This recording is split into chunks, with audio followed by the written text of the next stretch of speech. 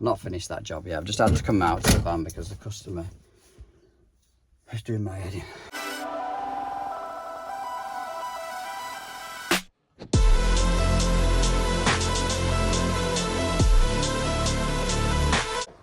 Right, so you're viewing this at the same time as me. We've got, from what I believe, a leaking toilet. Ugh. Move that rubbish out of the way. Oh, God. Why always me? What's the other side like? Oh, that's not too bad. It's not too bad at all. Tap connector onto brass shank. Right, I'm going to say the donut washer's more than likely failed on this one. However, it isn't leaking at the minute, but yeah. Let's have a look.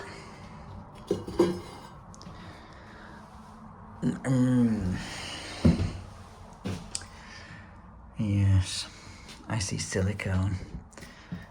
Oh no, it's not been silicone back by the look of it. Really, whilst you're stripping it down, you'd change that for a 2-part siphon that you can split from the top. Do I? I don't know. Maybe. Might be better doing that actually, thinking about it. First things first, I'm probably not going to shut it off there. I'm probably going to go and find a stop tap. It's a vacant property, so there's nobody in here anyway. So get a stop tap off, flush that loo, empty the tank, and try and start stripping it down. Well, it's not where I expected it. Where the hell is it?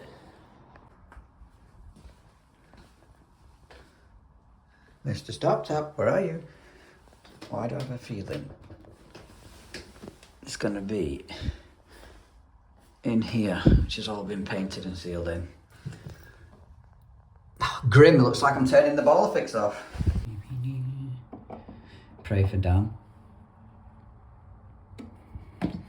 I'm going to part it from the actual isolation valve instead of the tap connector, because I'll more likely get this to seal than have to re-washer it and possibly cross thread going back onto that plastic ball valve.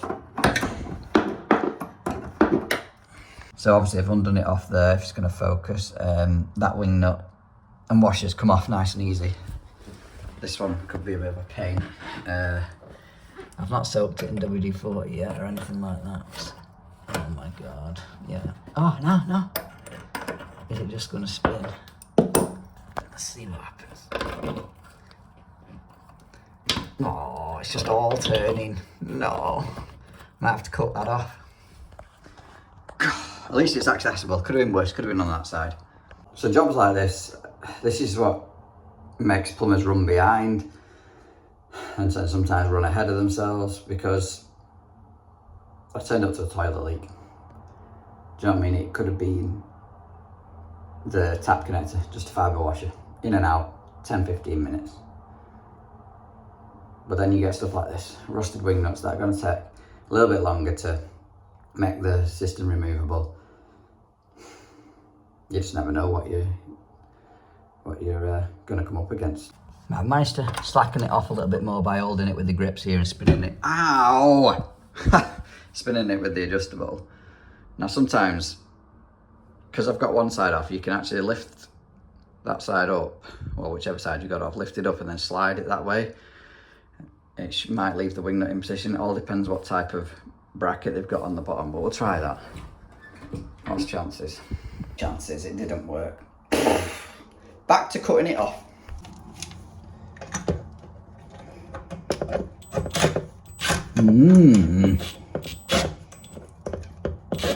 Right. Finally cut it off. But yeah, I'd say as this is why it's been leaking. A funny shaped donut washer that, unless it's just ancient. Yeah, I think it's just ancient. It's covered in bloody plumber's mate. Someone's obviously had a real issue with this leaking. So I'm just going to undo that big nut off now. Well, hopefully. Take out the siphon. That came off quite easy, to be honest. That's not terrible, but it's also not great.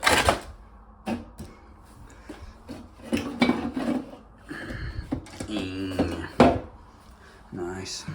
I have to try and clean up all this. Yes, I know I've no gloves on. Right, so I've got a new one in. I've decided to put a 2-part Thomas Dudley edge in. Obviously got a new bracket, new wing nuts. Hopefully that'll be sound. However, I'm just trying to pick now what donut washer to fit. So although that fits nicely in the hole there, the way I'm looking at it is these lips on the toilet. That back one, and that back one is actually higher than the donut washer already, and the front one is nigh on level. Does that make sense? So you're supposed to, when you tighten this system down, it's supposed to compress the donut washer and make that seal. Well, that's not going to compress anything because it's going to hit here before it even hits the washer. So I don't know whether to put something a little bit bigger on. Maybe something like that. Would that work? I know it'll fit on that end. Alright, it's just this end. Is it any higher, that? It's a lot higher, isn't it? Still, I'd like it a bit higher on the back if possible, but I don't know, I can even move on to something. Look at the state of these. I need to move these. They're just horrendous in this box. How many studio washers have I got? I don't think they'd work. Look at the state of that. That is ridiculous. However, something like that would be tall enough. I don't want to put any silicone or plumber's mitt on it. You can see what I'm trying to achieve here, can't you? That's terrible. I'm going to have to take these out of these boxes. That does not. That is just wrecked now. I think I'm going to go for that one. Wish me luck.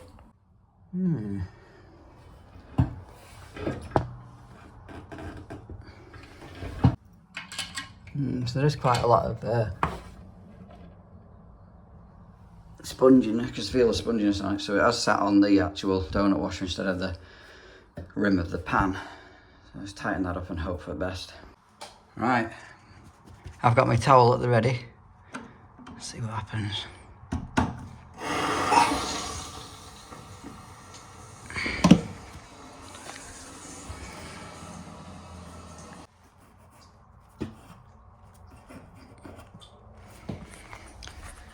Right.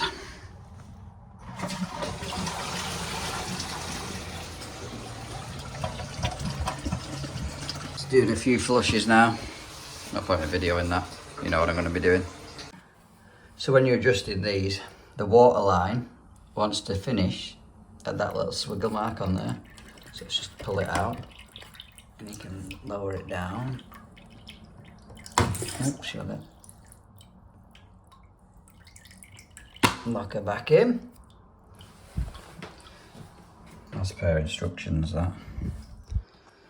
And then for a full flush, forget the button bit because we're on a handle, depress the lever, depress and release the lever, so that should just be something like this. Well, that didn't work, did it? I have even changed the little rod to make it more of a but maybe that's what's causing it. Let's try and flush it and hold the handle a little bit longer this next time, because I cannot get this toilet to flush properly.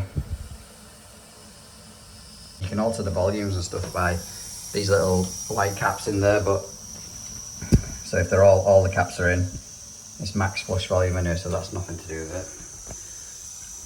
I'll try a bit of a longer hold down.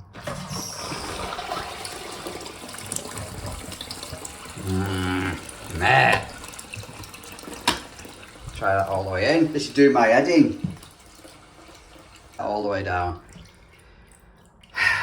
In a minute I'm going to go and get the original turbo siphon out of the van, because I'm not sure about these Dudley edges. This isn't the first time this has happened.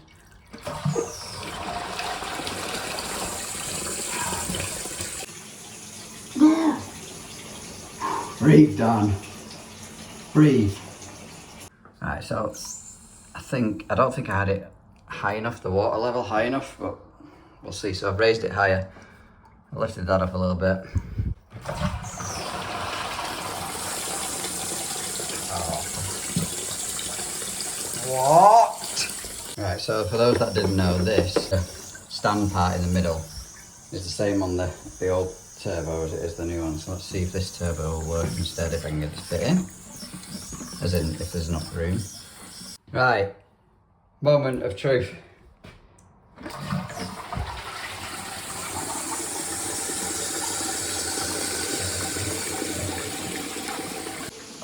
Now what difference have I done other than change the siphon? I might be completely wrong here and doing something completely wrong. I think I'll stick to the old turbo. Can't remember what they're called. Nah. It took me longer messing with that frigging siphon than it did to remove the rusted wing nut. So you have permission to go in at me in the comments if I've messed up with what I've done with that edge siphon at first. It's a Turbo 88, the old one, the name just come to me. But obviously all I've done is put the Turbo 88 in it. It's flushing like an absolute treat. Maybe it's a faulty one, maybe it's me. Let us know in the comments if you had the same issue. But thankfully, it's now done. I mean, this video, I could just delete and never put it out there, but I like to show real life situations. Oh yeah, and I don't claim to be an expert plumber. All I am is an ordinary plumber who posts videos online.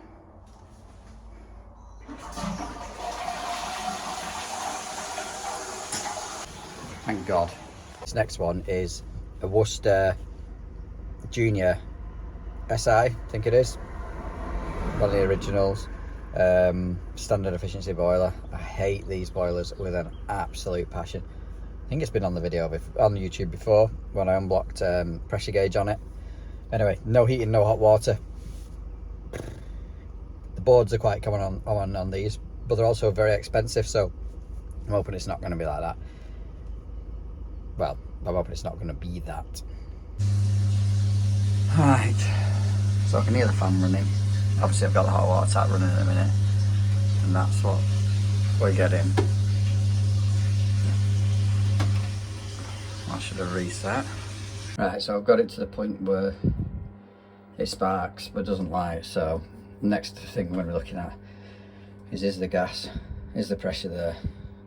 If so, see whether this gas valve is opening or not. So I've got my manometer on P1 on the gas valve. Obviously you can see there's plenty of pressure there. So we'll close this.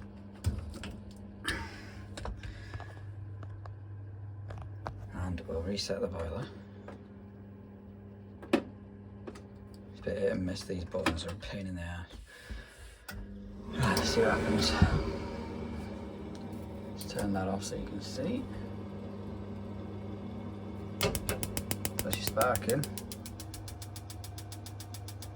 all the pressure dropped, so that tells me the gas valve's opening. So we'll undo this burner door, just slacken them two posy off, undo the door. I've removed the manometer off this and obviously shut it and leak detector fluid on it. Gas is back on. We'll see what happens. I'll see what condition it's like in there. I mean, it's not great. It wants good clean out, but it's not terrible either. And there's a decent spark between them.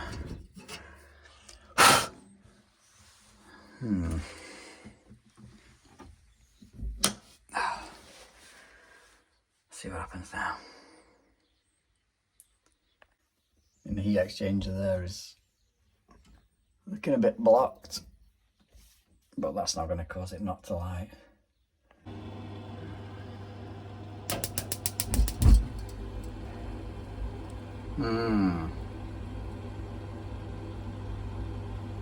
give that burner a clean out and put it back together and see if we can get it to stay on. Right, given that a good clean out, cleaned up the electrode, well, ignition probes and the rectification on the back with the hoover. So let's wait for it to fire, try and fire back up, and hopefully she'll work.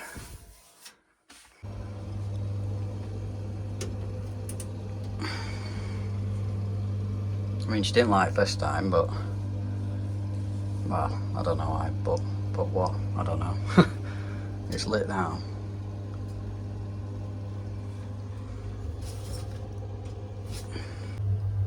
Still on so far.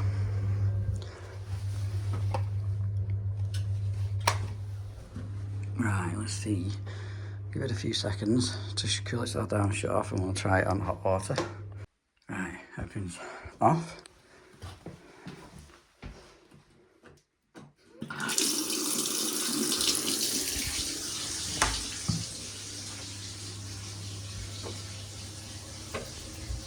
Oh, you heard it. Just a bit of dirt, debris. I don't know, near where the igniters are. Just tell the customer to put the cover back on. Do that 26.9 and check, tell the customer to see how it goes. One last try before we go.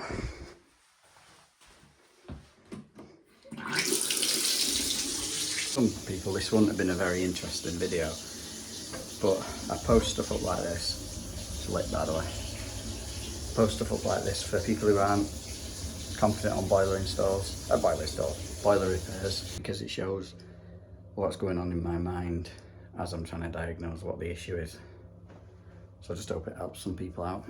Right, so first one this morning is a leak coming through ceiling, and it's looking like it's going to be the seal on the shower butt. It's on a leg kit, riser kit, this shower tray, so I can take the plinth off, which is all sealed in, and just give it a test. But I'm pretty confident it's going to be the silicone seal around it. It's going to need cutting out and redoing. Leaking through down in the kitchen on this back side. So that panel needs to come off to double check, but it might not show up on the video, but it's quite a big, it's just come away from the panel at the back. It's not a very thick bead, to be honest, and there's a little beveled edge, actually sinks down, so it'll hold water, that. But if we cut out this lot, reseal it, that should be alright. But whip off this panel, I say whip it off. Get off this panel and just double check everything on the waste side's alright. I will run the shower into it, but obviously I don't want to get anything wet, otherwise I won't be able to re-silicone it.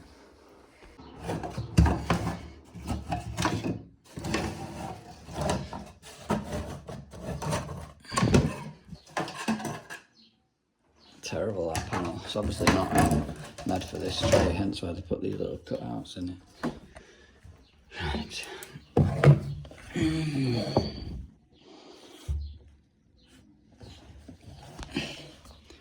And that's not how you board a shower. They stuck the tray to the shower boards. That makes loads of sense.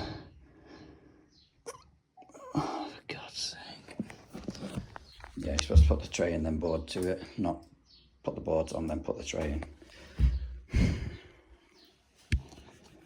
I think this will be alright, but we'll try it anyway.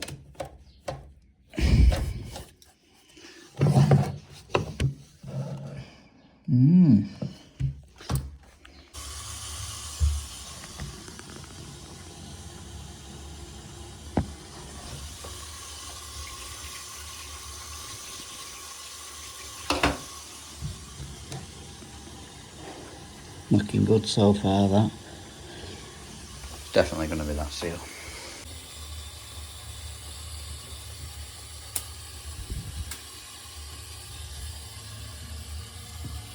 So apparently you can use this for cleaning off your freshly sealed silicone. So let's see. Just not clear apparently. Where's my bloody thing? Here. Miles better bead, that. Although it looks dead thick from there, it's not.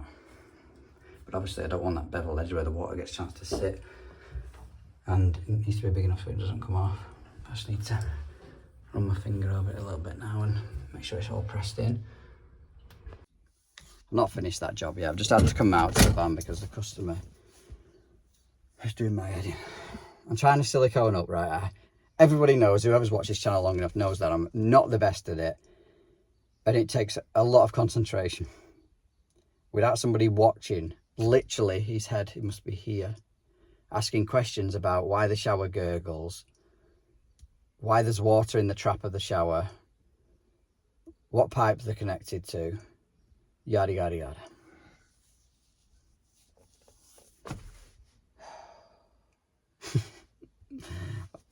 Just leave me alone. I know you shouldn't say that about your customers, but... Right, that'll have to do. Resealing that plinth in. Absolute ball ache. But yeah, main thing is, that's all done. Tell them not to use it for 24 hours and no more leaks with a bit of luck.